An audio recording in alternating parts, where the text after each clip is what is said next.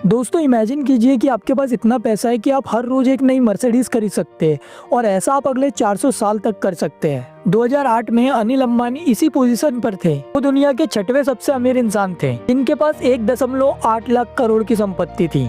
लेकिन फिर corporate history का सबसे बड़ा डिजास्टर हुआ। अगले 10 सालों में उनकी नेटवर्थ 99% गिर गई और 2020 तक आते आते उन्होंने लंदन की एक कोर्ट में खड़े रहकर कहा, माई नेटवर्थ इज जीरो, मैं एक साधारण जीवन जी रहा हूँ। एक भाई ने दुनिया का सबसे बड़ा डिजिटल एम्पायर खड़ा कर दिया, दूसरे ने अपने बाप की बनाई हुई लेगेसी को मिट्टी में मिला दिया। आखिर कैसे? आज की इस वीडियो में हम अनिल अंबानी के एम्पायर का पोस्टमार्टम करेंगे। धीरू भाई अंबानी की मौत के बाद दोनों भाइयों में लड़ाई कोई आम पारिवारिक झगड़ा नहीं था, इसने इंडियन स्टॉक मार्केट को पूरा हिला दिया था। तो जब 2005 में बंटवारा हुआ तो अनिल अंबानी को मिले न्यू इकोनॉमिक बिजनेस जैसे रिलायंस कैपिटल, रिलायंस एनर्जी और सबसे बड़ा प्राइस रिलायंस इन्फोकॉम। यहाँ एक हिडन फैक्ट है, अनिल अंबानी को लगा उन्होंने न्यू इकोनॉमिक बिजनेस जीत लिए हैं। उनके पास फाइनेंस था, पावर था और टेलीकॉम था। लेकिन इसमें एक प्रॉब्लम थी, मुकेश अंबानी ने एक नॉन कॉम्पीट एग्रीमेंट साइन करवाया था कि अनिल मुकेश के बिजनेस जैसे ऑयल पेट्रोकेमिकल में नहीं घुसेंगे और मुकेश अनिल के बिजनेस जैसे टेलीकॉम पावर में इंटरफेयर नहीं करेंगे। अब ऊपर से देखने में लगता है कि फायदा अनिल अंबानी को हुआ। क्यों?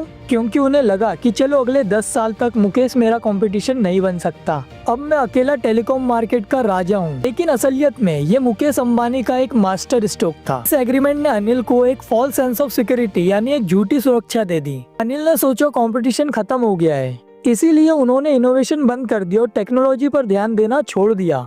वहीं दूसरी तरफ मुकेश अंबानी ने इस वक्त का फायदा उठाया फ्यूचर प्रूफिंग करने में। उन्होंने फोकस किया कैश इकट्ठा करने पर और फाइबर ऑप्टिक्स केबल्स का जाल बिछाने पर। किसको नुकसान हुआ? नुकसान हुआ अनिल अंबानी को। क्यों? क्योंकि 2010 में ये एग्रीमेंट कैंसिल हो गया। लेकिन 5 साल में क्यों? वीडियो में आगे बताता हूँ। तो जैसे ही एग्रीमेंट खत्म हुआ मुकेश अंबानी ने बिना देरी किए इन्फोटेल ब्रॉडबैंड खरीद ली जो बाद में जियो बनी। अनिल अंबानी तब तक पुरानी टेक्नोलॉजी पर टिके हुए थे और पूरी तरीके से कर्जे में डूब चुके थे। जब तक अनिल को समझ आता कि उनका सेफ्टी नेट हट चुका है, मुकेश अंबानी उन्हें हराने के लिए तैयार बैठे थे। यही होता है दोस्तों जब आप एक लीगल पेपर को अपनी जीत समझ लेते हैं और ये भूल जाते हैं कि मार्केट में हमेशा एक नया प्लेयर आने की तैयारी कर रहा होता है, भले ही वो आपका अपना भाई क्यों ना हो। धीरू भाई अंबानी ने जो एम्पायर बनाया था उसका गैस का कारोबार मुकेश के पास था, लेकिन उसे सस्ते दामों पर अनिल की कंपनी को देना था तो मुकेश ने मना कर दिया। अनिल ने मुकेश के खिलाफ बड़े बड़े अखबारों में फ्रंट पेज ऐड छापे। लेकिन जब 2010 में सुप्रीम कोर्ट का फैसला मुकेश अंबानी के पक्ष में आया,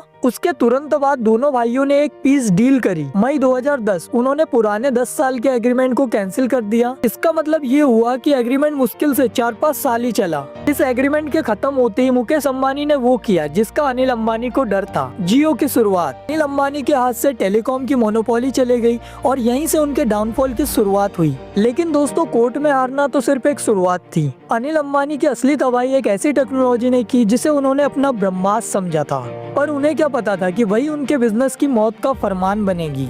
तो आखिर क्या थी वो CDMA टेक्नोलॉजी की जिद जिसने 40,000 करोड़ मिट्टी में मिला दिए? तो चलिए देखते हैं। अनिल ने रिलायंस कम्युनिकेशन में CDMA टेक्नोलॉजी चुनी जो उस वक्त सस्ती थी, लेकिन इसकी एक बहुत बड़ी लिमिटेशन थी, ये हैंडसेट को लॉक कर देती थी, आप सिम कार्ड नहीं बदल सकते थे।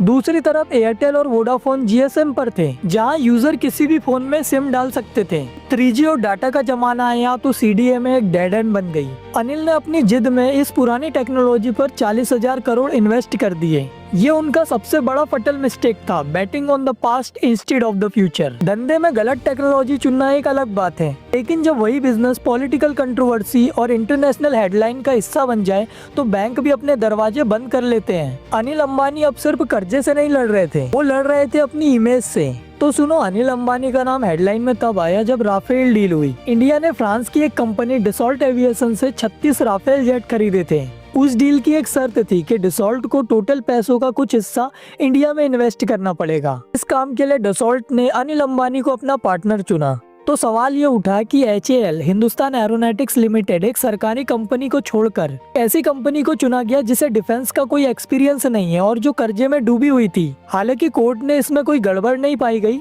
लेकिन इस कंट्रोवर्सी ने अनिल अंबानी की इमेज को इंटरनेशनल लेवल पर डैमेज कर दिया था।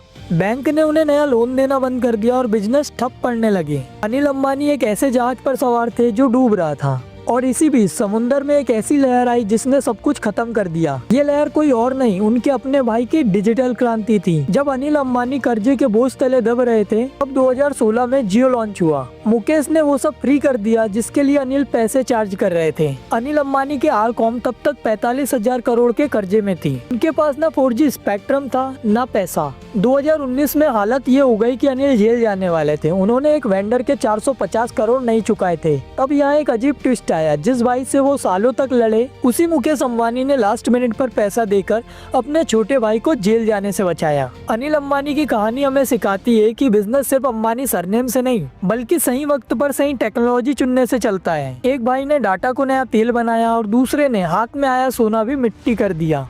आपको क्या लगता है, क्या अनिल अंबानी कभी कमबैक कर पाएंगे या ये उनकी लेगेसी का अंत है?